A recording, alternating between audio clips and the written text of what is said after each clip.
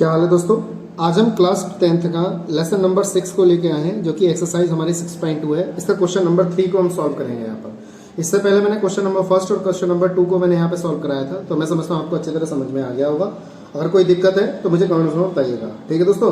तो आप मुझे जानते हैं, मेरा नाम है साकेत और आप देख रहे हैं मेरे चैनल Pi20। चलिए शुरू करते हैं। तो सबसे पहले हम करते हैं इस क्वेश्चन को स्टार्ट। क्वेश्चन नंबर 3 पे अगर चैनल पर पहली बार आए, चैनल को लाइक करें, सब्सक्राइब करें और शेयर जरूर करें, और बेल आइकन को जरूर प्रेस करें जिससे कि नए नोटिफिकेशन आपको तुरंत मिले, और कमेंट जरूर करिए जिससे कि कुछ किया हुआ है, ठीक है दोस्तों। तो आप अच्छी तरह देखिएगा कैसे करते हैं इस सवाल को, देखिएगा। तो क्वेश्चन नंबर 3 दे रखा है, चित्र में यदि एल एम समांतर है सी बी के।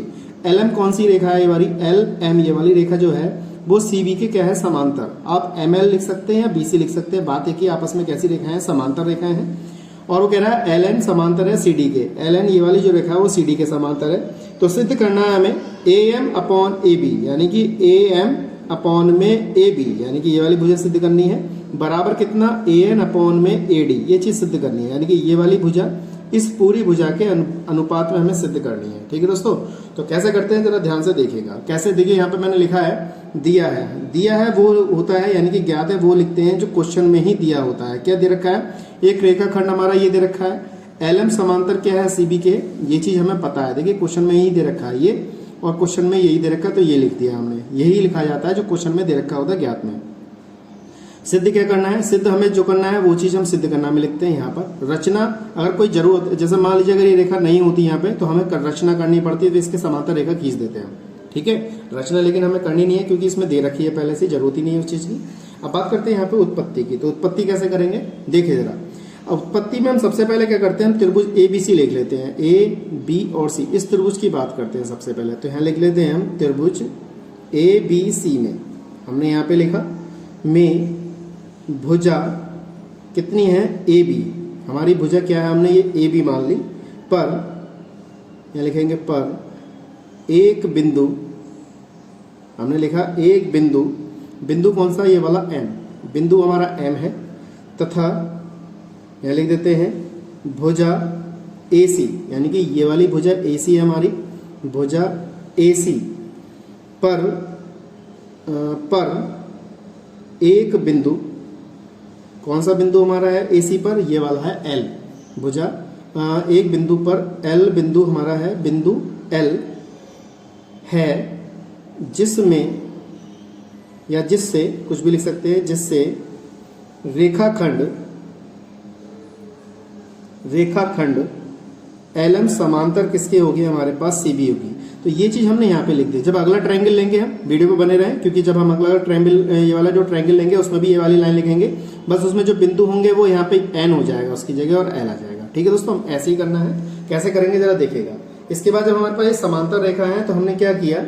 ए एम अपॉन एम बी लिखेंगे। A M upon M B Thales प्रमेय के आधार पर लिखेंगे हम इसको। तो यहाँ पे लिख लेते हैं त्रिभुज, मैं लिख देता हूँ त्रिभुज ए बी सी में, हम त्रिभुज ए बी सी की बात कर रहे हैं इसमें। तो लिखेंगे A M upon M B. हमने लिखा, देखिए ए एम, मैं यहाँ पे इसको ऐसे कर देता हूँ, ए एम अपॉन यहाँ पे लिख देंगे एम बी, ये लिखा, बराबर ए एल। कौन सी वाली रेखा? ए एल है हमारी। देखिए वाला ट्रायंगल है हमारे पास, ए एल अपॉन में एल सी, यहाँ लिख देते हैं ए एल अपॉन में एल सी, ये लिख दिया, ठीक है दोस्तों। इसको मैंने क्या किया? पलट के लिख दिया, क्योंकि ए एम जो है हमें सिद्ध करके दिखाना है, A M upon A B. तो इसको हम पलट के लिख देते हैं। यहाँ पर पलट के लिखेंगे तो हमने क्या किया? एम बी ऊपर कर दिया, ए एम नीचे लिया है। ऐसे यहाँ पे भी एल सी ऊपर लिख दिया और ए एल मैंने नीचे लिख लिया। अब इसमें हमने क्या कर दिया? एक जोड़ दिया और एक घटा देते हैं। हम इसमें एक जोड़ देते हैं और एक घटा देते हैं। हमने क्या किया? एक प्लस कर दिया और एक घटा दिया। तो घटाया हुआ पद जब यहाँ पे लिखेंगे वो इधर ले जाऊंगा तो प्लस का हो जाएगा। तो यहाँ पे लिखा एम बी अपॉन में ए एम बराबर एल सी अपॉन में ए एल प्लस का 1। जो हमने एक जोड़ा था, जो घटाया हुआ था 1 माइनस का, जब इधर आ गया वो प्लस का हो जाएगा, ऐसे लिख दिया हमने। अब इसमें हमने क्या करा? एलसीएम ले लिया। इसमें हमने क्या किया? एलसीएम ले लिया। और जब एलसीएम लेंगे हम यहाँ पर तो कितना हो जाएगा वो देखना है आपको। तो यहाँ पे हो जाएगा ए एम प्लस का एम बी अपॉन में ए एम चाहिए। अब ऐसा क्यों किया? अभी मैं एक लाइन लिखूंगा तब आपको समझ में आएगा ऐसा इसलिए किया गया है। ये कितना हो जाएगा? ए एल हो जाएगा, ठीक है दोस्तों। A M plus M B, देखिए जरा यहाँ पे चित्र को देखिए। A M plus M B, A M plus M B को हम क्या लिख सकते हैं, ए बी लिख सकते हैं। देखिएगा A M plus M B को हम क्या लिख सकते हैं, ए बी लिख सकते हैं। तो इसको हमने क्या लिखा, ए बी लिख दिया। यहाँ पर क्या लिख दिया, ए बी लिख दिया अपॉन में ए एम बराबर L C plus A L, L C plus A L को देखो L C plus A L को हम लिख सकते हैं ए सी। ए सी या सी ए बात एक ही है, हम लिख सकते हैं यहाँ पर इसको लिख सकते हैं हम ए सी अपॉन में ए एल। ठीक है दोस्तों, अब जरा यहाँ पे जो हमें सिद्ध करना है वो देखिए, यहाँ पे ए एम ऊपर है और ए बी नीचे है। देखिए यहाँ पे ए बी ऊपर है, यहाँ पे ए एम नीचे है, तो इसको पलट देंगे हम। यहाँ पर इसको मैंने ए एम ऊपर भेज दिया और ए बी नीचे ले आए, ए एल ऊपर भेज दिया और ए सी नीचे ले आए। इसको मैंने समीकरण नंबर 1 मान लिया। अब ऐसे क्या करेंगे, हम समीकरण नंबर 2 लेके आएंगे नीचे वाले ट्रायंगल से, यानी कि कौन से वाले ट्रायंगल से, इस वाले ट्रायंगल से लेके आएंगे। तो हम यहाँ पे लिख लेते हैं त्रिभुज ए सी डी में। अब हमने त्रिभुज पकड़ लिया ए सी डी। ए सी डी कौन सा वाला, ए सी और डी, ये वाला ट्रायंगल पकड़ लिया। ठीक है दोस्तों, अब इसमें हमने जब सिद्ध इसको कर ही रहे हैं हमें, तो नीचे वाली चीज हमें ये वाली भुजा तो आ गई हमारे पास, अब ये वाली भुजा सिद्ध करनी है। ठीक है, इसको कैसे पकड़ना है जरा ध्यान से समझिएगा। इसमें भी बिल्कुल सेम यही लाइन लिखनी है। तो यहाँ बस त्रिभुज बदल जाएगा। तो यहाँ पे जैसे लिखा है मैंने त्रिभुज एबीसी में, यहाँ लिख देंगे भुजा, जैसे यहाँ पे लिखा था ए बी, यहाँ पे लिख देंगे हम ए डी। ठीक है दोस्तों, भुजा कैसे लिख देंगे, ए डी लिख देंगे। बिल्कुल सेम वही है, बस यहाँ पे ए डी लिख दिया जाएगा। यहाँ पे ए सी पर एक बिंदु, यहाँ पे ए सी पे बिंदु एल है, ये आ जाएगा। यहाँ पे ए डी पे बिंदु एन है, ये आ जाएगा। बस ऐसे ही आप लिख सकते हैं। ठीक है, अब हमें पता है इसमें थेल्सपुर में इस वाले त्रिभुज में लगाएंगे हम, तो ए एन अपॉन में एन डी, ए एन अपॉन में एन डी ऐसे लिख सकते हैं। ठीक है दोस्तों, तो यहाँ लिखेंगे ए एन अपॉन में एन डी, यहाँ पे लिख दिया मैंने।